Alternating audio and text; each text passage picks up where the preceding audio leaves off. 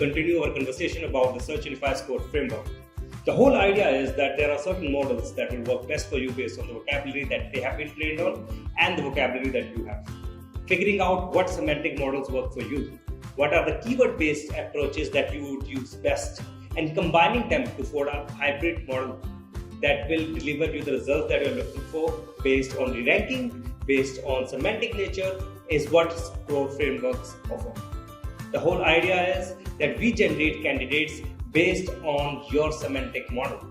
This can be a fine-tuned model that has been trained on your data or an open source model that works best for you, and then rearrange these results based on certain preference. It can be keyword, it can be another semantic model, it can be some persona or personalization based offer. But at the end, what matters is that you get the results that you're looking for and you have the capacity to fine-tune each and every part, whether that be embeddings, hybrid approach, or your personalization with variety.